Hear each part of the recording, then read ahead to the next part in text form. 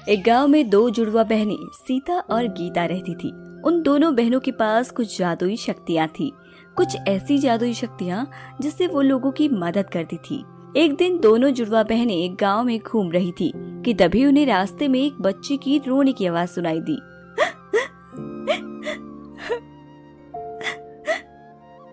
अरे गीता, क्या तुम्हें भी किसी की रोने की आवाज सुनाई दे रही है?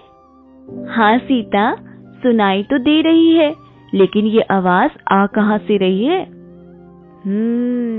मुझे लगता है गीता, ये आवाज उस घर से आ रही है। अच्छा, तो चलो चलकर देखते हैं। सीता गीता दोनों ही उस घर की तरफ बढ़ते हैं और जैसे ही दोनों बहनें घर के अंदर झांककर देखती हैं, तो उन्हें वहाँ एक प्यारी सी बच्ची कपड़े धोते हुए नजर आती है, जो बहुत रो रही होती है। और वहीं पीछे से किसी औरत की चिल्लाने की आवाज आ रही होती है। ए मीना, ये रोना वोना बंद कर और ये ले, इन्हें कपड़ों को भी चमका दे। और हाँ, अगर कपड़े ठीक से ना धुले ना तो देख लेना, फिर मैं तेरा क्या हाल करती हूँ। चाची, मैं अच्छे से धो दूंगी। मैं अच्छे से सारे कपड़े धो दूंगी चाची। मीना की बात सुनकर वो औरत गुस्से से तमतमाती हुई घर से बाहर चली जाती है और वहीं मीना कपड़े धोते धोते अपनी माँ को याद करने लगती है। माँ, आज तुम जिंदा होती तो क्या तब भी मेरा ये हाल होता? जिन हाथों में कलम होनी चाहिए थी, उन हाथों में चाची ने ये थापे पकड़ा दी है। काश ये सब मैं पापा को भी बता पाती। कोई तो होता जो मेरा ये दुख समझ पाता।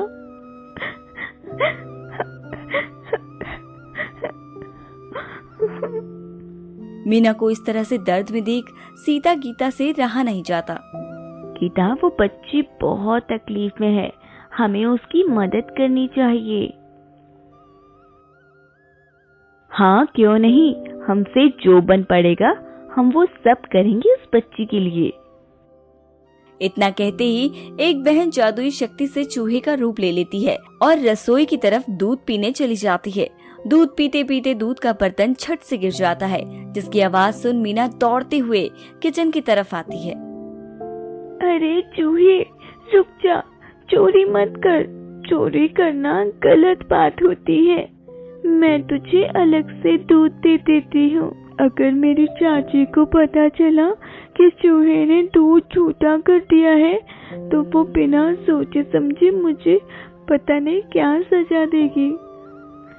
मुझे आज तक किसी ने ऐसा नहीं बोला। हर कोई मुझे मारकर भगा देता है। तुम बहुत नेक दिल की लड़की लगती हो, लेकिन तुम रो क्यों रही थी? मेरा नाम मीना है, मेरी माँ नहीं है। मैं यहाँ अपनी चाची के घर ही रहती हूँ और मेरे पापा काम से अक्सर बाहर रहते हैं। चाची मेरे साथ बहुत बुरा बर्ताव करती है और पापा मेरी बात का विश्वास भी नहीं करते। इसीलिए मुझे चाची की बात का बहुत बुरा लगता है। पर मेरी माँ होती तो मुझे इतना बुरा भला थोड़ी ना कहती। और क्या वो मुझे पढ़ाई करने से भी रोकती? मीना की ऐसी बात सुन चुहिया की आंख भर आती है और वो उस घर से बाहर आ जाती है। और वहीं मीना भी चुहिया के जाने के बाद अपना काम करने के लिए जैसे ही दूसरे कमरे में जाने लगती है, तो वो देखती है कि कमरा एकदम साफ था, कपड़े धुल चुके थे और प्रेस होकर बिस्तर पर रखे हुए थे। अरे ये क्या, ये कपड़े तो मैं धो रही थी, फिर ये यहाँ कैसे? और ये तो प्रेस भी हो चुके हैं। मैं कहीं कोई सपना तो नहीं देख रही? पता नहीं ये सब कैसे हो गया। मीना को कुछ समझ नहीं आ रहा था कि आखिर ये सब हुआ कैसे, लेकिन वो खुश थी। मीना का काफी समय बच गया था। ऐसे में मीना ने सोचा क्यों ना वो चाची के घर आने से पहले थोड़ी पढ़ाई ही कर ले। मीना ने जल्दी से अपनी किताबें निकाली और पढ़ाई करना शुरू कर दिया। 2 एकम 2, 2 दूनी 4, 2 तिया 6, 2 चौके 8। मीना पढ़ाई कर ही रही थी कि कुछ समय बाद उसकी चाची भी घर लौट आई। मीना को पढ़ाई करता देख सरोजा चाची गुस्से से लाल हो गई। क्यों री, मना किया है ना पढ़ाई करने के लिए मैंने तुझे। अगर तू पढ़ाई करेगी तो घर के सारे काम कौन करेगा? पर चाची, घर का सारा काम हो गया है। हो गया है? इतने सारे कपड़े देकर गई थी धोने को, सब धुल गए? हाँ चाची, सब धुल गए हैं और तो और प्रेस भी हो चुके हैं। घर का सारा काम होने के बाद ही मैं पढ़ाई पर बैठी थी। सरोजा चाची घर की सफाई और कपड़ों की चमचमाहट देख हैरान रह गई। उसे विश्वास ही नहीं हुआ कि इतना सारा काम इतने कम समय में कैसे हो सकता है। यही सब जानने के लिए अगले दिन सरोजा चाची ने जानबूझकर पूरे घर में कचरा गिरा दिया और सारे बर्तन गंदे कर दिए। एरी मीना, मैं एक जरूरी काम के लिए बाहर जा रही हूँ। अगर ये सब काम 2 घंटे में ना पूरा हुआ ना तो आज रात को खाना नहीं मिलेगा तुझे। इतना कहकर सरोजा चाची घर से चली जाती है और मीना जल्दी जल्दी घर का सारा काम करने लगती है। मीना को काम करते हुए दोनों जादुई बहनें उसके घर की खिड़की से उसे देख रही होती है कि उसी वक्त मीना के हाथ से एक कांच का गिलास गिरकर टूट जाता है। अरे ये क्या हो गया? आज तो चाची सच में मुझे खाना नहीं देगी और डांट पड़ेगी सो अलग। अब मैं क्या करूं? मीना कांच के उस गिलास को लेकर काफी परेशान हो जाती है कि तभी गीता चूहिया का भेष बदलकर मीना के पास आती है। मीना, आज मुझे दूध मिलेगा? अरे तुम, हाँ मैं अपने हिस्से का दूध तुम्हें दे देती हूँ। मीना अपना दुख ना बताते हुए चूहिया के लिए दूध लेकर आती है और फिर से अपने काम पर लग जाती है। ये सब मीना की सरोजा चाची खिड़की से देख रही होती है। सरोजा देखती है कि जब तक मीना बर्तन साफ कर रही होती है कि तभी पीछे से एक लड़की घर में जादू से सारा काम कर रही होती है। अरे ये तो जादुई बहनें हैं जिनके चर्चे गांव-गांव में हैं।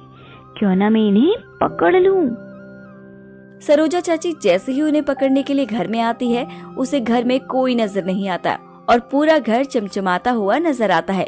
ये सब देखकर सरोजा चाची को गुस्सा आता है और वो गुस्से में मीना की पिटाई करने लगती है। बता, कहाँ है वो? कहाँ है वो जादुई बहनें? बता मुझे, कहाँ छुपा कर रख रखा है तूने उन्हें? कौन बहनें चाची? मुझे कुछ नहीं पता, सच बोल रही हूँ।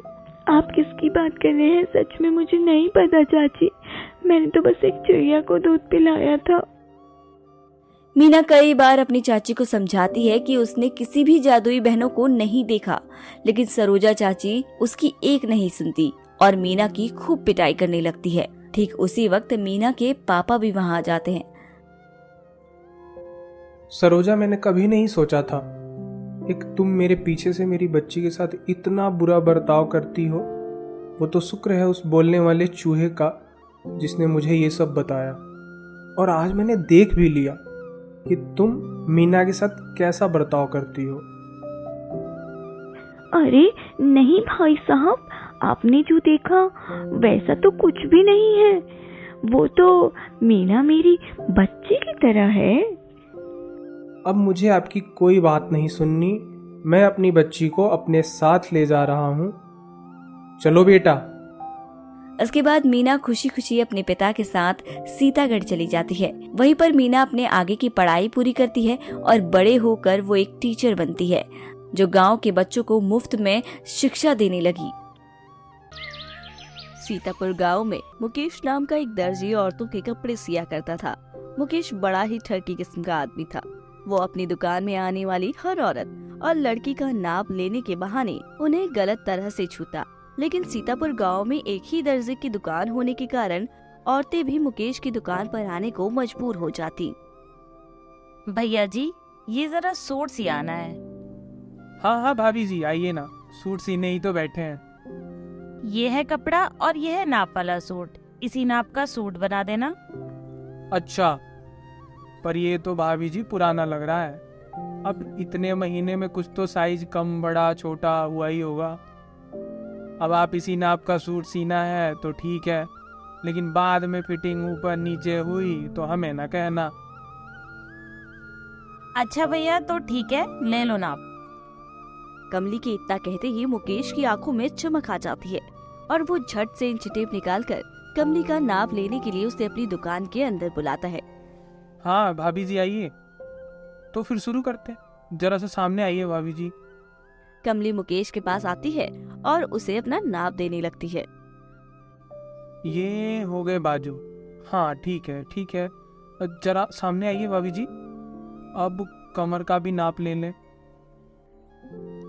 मुकेश नाप लेने के बहाने कमली को गलत तरह से छूने की कोशिश करता है और लगभग आधा घंटा नाप लेने में ही लगा देता है। अरे मास्टर जी, नाप ही ले रहे हो ना, कहीं सूट सिलने तो नहीं बैठ गए? भाभी जी, मैं अपने काम के साथ कोई समझौता नहीं करता। ठीक से नाप लूंगा तभी तो छमाछम सूट सिल पाऊंगा। कल को सिलाई ऊपर नीचे हुई तो आप तो मुझे ही कहेंगी। मुकेश की ऐसी बात सुन कमली उसे कुछ ना कह पाई। थोड़ी देर बाद कमली भी नाप देकर वहाँ से चली गई। कमली के जाने के बाद वो कमली के ख्यालों में खो जाता है। क्या मस्त फिगर था कमली भाभी को। पूरे गांव में मैंने कभी इतनी सुंदर औरत नहीं देखी। क्या किस्मत पाई है मुकेश तूने, जो मैंने गांव की सबसे सुंदर औरत को इतने करीब से छुआ। मजा ही आ गया आज तो। मुकेश दर्जी सूट सीने की आड़ में औरतों के साथ लगातार छेड़छाड़ किया करता था, लेकिन उसके इस प्रोफेशन के चलते कोई उसे कुछ ना कह पाता। वही इसी गांव के एक स्कूल में शीतल नाम की टीचर का हाल ही में ट्रांसफर हुआ था, जो शहर से बच्चों को पढ़ाने के लिए सीतापुर गांव में आई थी। उसका रहन सहन बिल्कुल मॉडल था, लेकिन गांव के माहौल को देखते हुए शीतल ने सूट सिलवाने का सोचा। अब सीतापुर गांव में दर्जी की एक ही दुकान थी, वो थी मुकेश की। फिर क्या, शीतल मुकेश के पास सूट सिलवाने पहुंच गई। अरे भैया जी, मुझे कुछ सूट सिलवाने थे। जी जी क्यों नहीं, आपकी सेवा में ही तो बैठा हूँ मैं। हाँ क्या कहा? अरे मैडम जी, कुछ भी तो नहीं। हम तो ये कह रहे थे कि आप गांव में नई आई हैं क्या? हाँ, लेकिन आपको कैसे पता? अरे क्या है ना मैडम, वो पूरे गांव में मैं इकलौता दर्जी हूँ। गांव की हर औरत मेरे पास ही अपना देने आती है।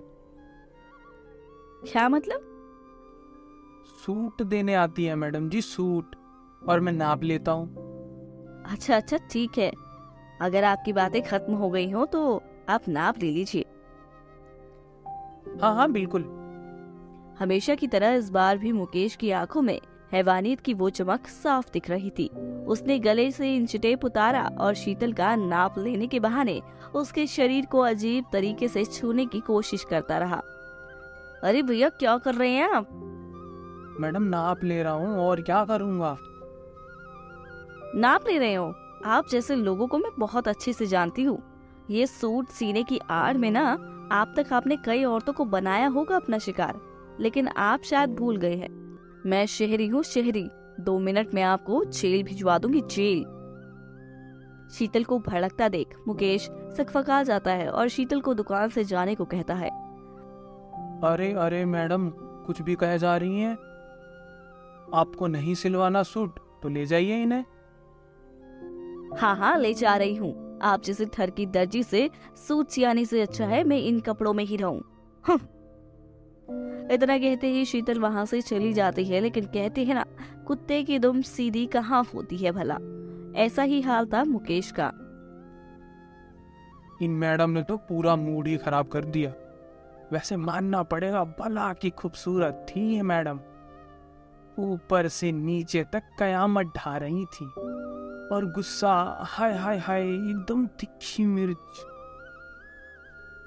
यहाँ मुकेश शीतल के ख्यालों में था, तो वहीं शीतल मुकेश की इस खिलौनी हरकत को भूल ही नहीं पा रही थी। जिस तरह से मुकेश नाप लेने के बहाने उसके शरीर को छू रहा था, वो रह रह कर शीतल को याद आता। 2 दिन बीत गए थे, लेकिन शीतल के जहन में वो बात घर कर गई थी।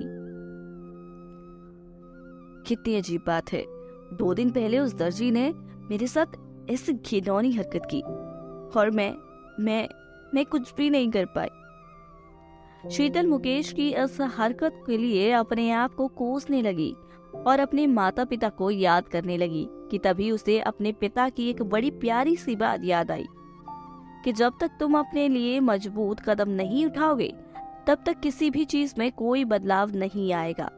पिता की इस बात को याद कर शीतल ने मुकेश को सबक सिखाने का मन बनाया। मैडम, मुझे एक रिपोर्ट लिखवानी है। हाँ बताइए। शीतल ने महिला कांस्टेबल को पूरा किस्सा बताया और मुकेश के खिलाफ एफआईआर दर्ज कराई। इसके बाद क्या, मामले की तह तक जाने के लिए महिला कांस्टेबल खुद सिविल ड्रेस में मुकेश की दुकान पर पहुंची। भैया जी, मेरा ये सूट सिल देंगे आप? हाँ क्यों नहीं भाभी जी।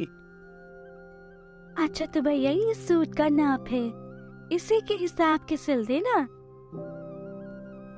अरे भाभी जी, आपको नहीं पता, मुकेश दर्जी कभी भी अपने काम के साथ कोई समझौता नहीं करता। इस सूट का नाप ऊपर नीचे हुआ तो सूट खराब हो जाएगा। अच्छा तो भैया जल्दी जल्दी नाप ले लो। क्या बात है, भाभी जी को बहुत जल्दी है नाप देने की। ऐसा नाप लूंगा भाभी जी को भी जिंदगी भर याद रहेगा। आदत से मजबूर मुकेश महिला कांस्टेबल का नाप लेते हुए उसे अजीब तरह से छूने लगता। मुकेश की हरकत देख महिला कांस्टेबल मुकेश का हाथ पकड़ो से घुमा देती। अरे भाभी जी, ये क्या कर रही हैं? अच्छा बच्चू, तुझे क्या लगा था ये भाभी जी और औरतों की तरह तुझे कुछ नहीं कहेगी? हाँ? अरे भाभी जी, गलतफहमी हुई है आपको, मेरी बात तो सुनो जरा।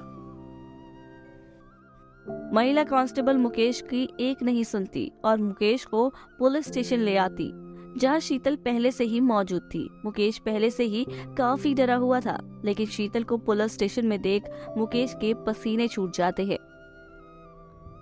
क्यों, क्या लगा था तुम्हें? तुम किसी भी औरत के साथ कुछ भी करोगे और किसी को कुछ पता नहीं लगेगा। सूट सीने की आड़ में तुम रोज न जाने कितनी औरतों के साथ ऐसी हरकत करते होंगे। अब सड़ो जेल में, यही तुम्हारी सही जगह है। मुकेश को पुलिस जेल में डाल देती है और शीतल के उठाए इस कदम की खूब तारीफ करती है। शीतल ने वही किया जो हर महिला को करना चाहिए था। मुकेश के खिलाफ आवाज उठाकर उसने न सिर्फ उसे सजा दिलाई बल्कि बाकी औरतों को भी अपने हक के लिए लड़ना सिखाया। सीतागढ़ गांव में एक लल्लन नाम का बेहद गरीब किसान रहता था, जिसके पास एक छोटा सा खेत था। उस छोटे से खेत में लल्लन की जो भी पैदावार होती, उसी से वो अपने घर का गुजर बसर करता था। लल्लन कड़ी मेहनत करता, लेकिन बावजूद उसके वो अपने परिवार को अच्छी सुख सुविधाएं नहीं दे पाता। लेकिन लल्लन जो भी कमाता, उससे वो और उसका पूरा परिवार काफी संतुष्ट रहता। कमली, अरे ओ कमली। हाँ हाँ बोलिए, सुन रही हूँ। मैं सोच रहा था कि अपने खेत में इतनी फसल तो हो नहीं पाती है, तो क्यों ना मैं गांव वालों के खेत में काम कर लूं। पैसा आएगा तो बिटिया की अच्छे से पढ़ाई हो पाएगी। हाँ, अब तो बिटिया को भी स्कूल भेजना है, कैसी होगा? मुझे तो कुछ भी समझ नहीं आ रहा। तुम चिंता क्यों करती हो भाग्यवान, मैं सब कर लूंगा। अच्छा, अब तुम जल्दी से मेरा खाना बांध दो, मुझे खेत पर जाने के लिए देर हो रही है। अरे हाँ, ये लो अपना खाना। लल्लन खाना लेकर अपने खेत की तरफ जा ही रहा होता है कि उसे रास्ते में गांव के राजा की पालकी नजर आती है। पालकी को देखकर लल्लन सोचता है, क्यों ना मैं राजा से ही कोई काम मांग लूं, क्योंकि अपनी प्रजा की मदद करना ही तो एक राजा का कर्तव्य होता है। यही सोचकर वो दौड़ा दौड़ा राजा की पालकी के पास पहुंच जाता है और जोर जोर से चिल्लाने लगता है, राजा साहब, राजा साहब। जब लल्लन की आवाज से राजा की पालकी नहीं रुकती, तो वो राजा की पालकी के सामने जाकर खड़ा हो जाता है। राजा साहब नमस्ते। कौन हो तुम और मेरी पालकी रोकने की हिम्मत कैसे हुई तुम्हारी? माफ कर देना राजा साहब, मैं ललन। मैंने पीछे से आपको काफी आवाज लगाई, जब आपने नहीं सुना तो मैं आपकी पालकी के आगे आया। जो भी हो, तुम्हें पता नहीं है कि मेरी पालकी के बीच रास्ते में रुकवाने की अनुमति किसी को नहीं। मैं मजबूर था राजा साहब, मुझे क्षमा करें। कैसी मजबूरी? राजा साहब, मुझे कुछ काम चाहिए था। क्या आप मुझे अपने राजमहल में कोई काम दे सकते हैं? मेरी पालकी रुकवाकर तुम दंड के पात्र हो, लेकिन मैं तुम्हें कुछ नहीं कह रहा हूँ, और काम तो दूर, तुम मेरे राजमहल में नजर भी मत आना। इतना कहकर राजा वहाँ से चला जाता है और निराश लल्लन भी अपने खेत में वापस आ जाता है। पता नहीं राजा साहब क्यों नाराज हो गए। शायद मुझे उनकी पालकी को नहीं रुकवाना चाहिए था। अगर मैं ऐसा न करता तो शायद मुझे कभी तो उनके महल में काम मिल ही जाता, लेकिन अब। इतना कहकर लल्लन अपने खेत में काम करने लगता है। जमीन में खुदाई का काम करते करते लल्लन को काफी वक्त बीत जाता है। वो बिना रुके बस खुदाई करता चला जाता है, लेकिन तभी खुदाई करते वक्त उसकी कुदाल में कोई चीज फंस जाती है। लल्लन जमीन खोद कर देखता है तो उसे एक छोटा सा डिब्बा नजर आता है। वो जल्दी से उस डिब्बे को बाहर निकालता है। ये डिब्बा तो बहुत पुराना लग रहा है। चलो खोलकर देखता हूँ कि इसमें है क्या।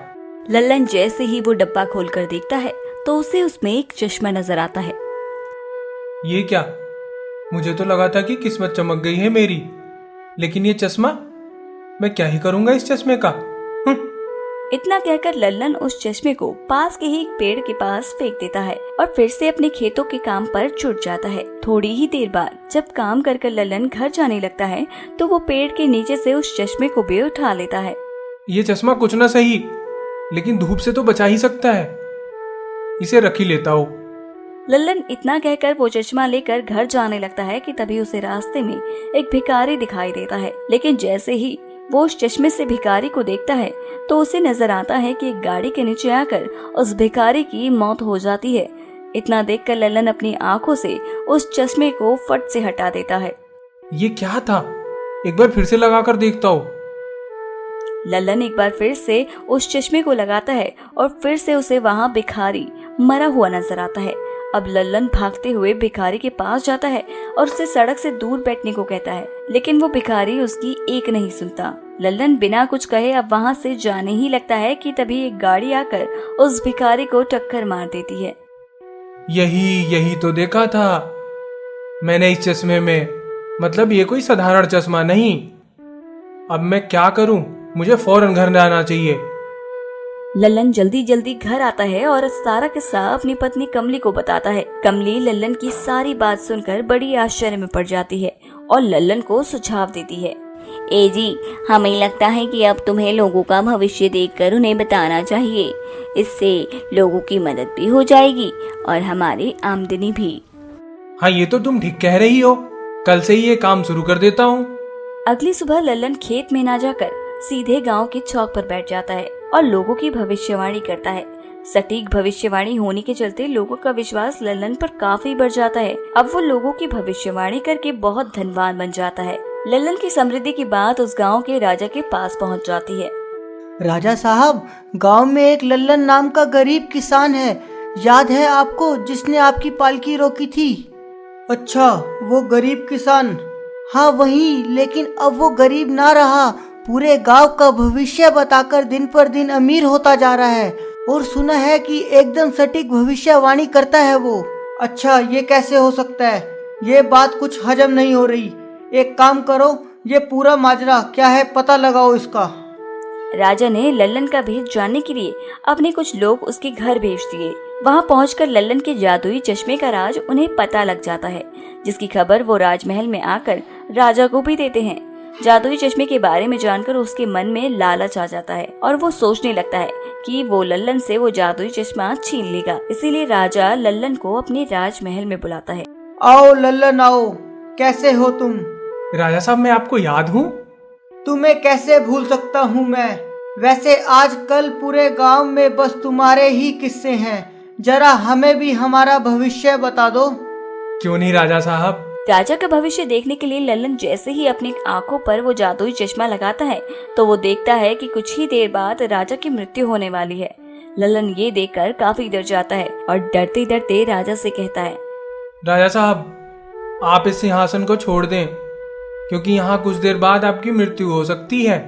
लल्लन की ये बात सुनकर राजा आग बबूला हो जाता है और सैनिकों से बोलकर वो जादुई चश्मा लल्लन से छीन लेता है। मुझसे बदला ले रहा है, इसी चश्मे का गरूर है ना तुझे? जा, अब ये चश्मा मेरा हुआ। राज साहब, बेशक ये चश्मा आप रख लें, लेकिन मेरे कहने पर उस सिंहासन से उठ जाओ। तू मुझे बताएगा मुझे क्या करना है? मैं इस गांव का राजा हूँ। मैं प्रजा की नहीं बल्कि प्रजा मेरी हर बात सुनती है। इतना कहकर राजा अपनी आंखों पर चश्मा लगा लेता है और अपनी रानी को निहारने लगता है। चश्मे में वो रानी रोती हुई अपनी चूड़ियां तोड़ने लगती है और अपनी मांग का सिंदूर हटाने लगती है। ये देखकर राजा बहुत ही घबरा जाता है और झट से अपना चश्मा उतारकर लल्लन की ओर फेंक देता है। राजा जैसे ही चश्मा फेंकता है कि तभी राजा के सिंहासन से लटकता सांप राजा को डस लेता है और मौके पर ही राजा की मौत हो जाती है। मैंने तो राजा साहब को खूब समझाया था, लेकिन वो मेरी बात सुनना ही नहीं चाहते थे। जो हुआ सो हुआ, अब मुझे भी यहाँ से जाना चाहिए। लल्लन उस जादुई चश्मे को उठाता है और वापस अपने घर आ जाता है, लेकिन अब वो इस चश्मे का इस्तेमाल दूसरों की मदद के लिए करने लगा था। उसने ठान लिया कि वो इस चश्मे का इस्तेमाल सिर्फ और सिर्फ जरूरतमंद लोगों के लिए ही करेगा और वो फिर से पहले जैसा जीवन ही जीने लगता है।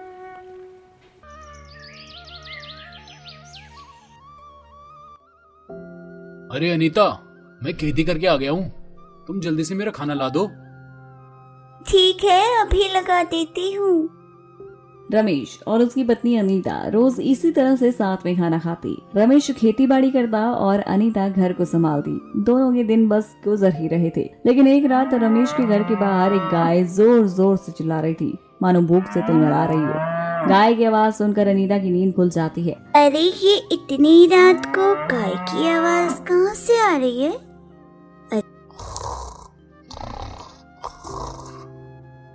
अरे उठी ना, देखिए घर के बाहर से किसी गाय की आवाज आ रही है। अरे भगवान, तुमने कोई सपना देखा होगा। क्या जी, आधी रात को मैं खुली आंखों से सपना देखती हूँ क्या? उठिए ना जल्दी। अरे क्या है, क्यों परेशान हो रही हो? पहले आप मेरे साथ बाहर चलिए, फिर मैं आपको बताती हूँ। रमेश और अनीता दोनों ही बाहर देखने के लिए जैसे ही घर का दरवाजा खोलते हैं, वैसे ही उन्हें घर के बाहर एक गाय नजर आती है जो भूख से तिलमिला रही होती है। अरे ये किसकी गाय है और हमारे घर के बाहर इस तरह क्यों चिल्ला रही है? शायद इससे भूख लगी होगी, रुकिए मैं इसके लिए कुछ खाने को ले आती हूँ। अनीता दौड़ते हुए रसोई में जाती है और गाय के लिए रोटी ले आती है। रोटी को खाकर गाय शांत हो जाती है, लेकिन रमेश और अनीता अब भी परेशान थे कि आखिरकार ये गाय है किसकी। दोनों ये सोच ही रहे थे कि तभी गाय उनके घर के बाहर ही बैठ जाती है। इस गाय का मालिक इसे कैसे यूं ही छोड़ सकता है? छोड़िए ना, जिसकी गाय होगी वो ढूंढता ढूंढता इसे ले ही जाएगा। इतना कहते ही दोनों घर के अंदर चले जाते हैं और जब अगली सुबह होती है तो वो देखते हैं कि वो गाय अब भी उनके घर के बाहर बैठी होती है।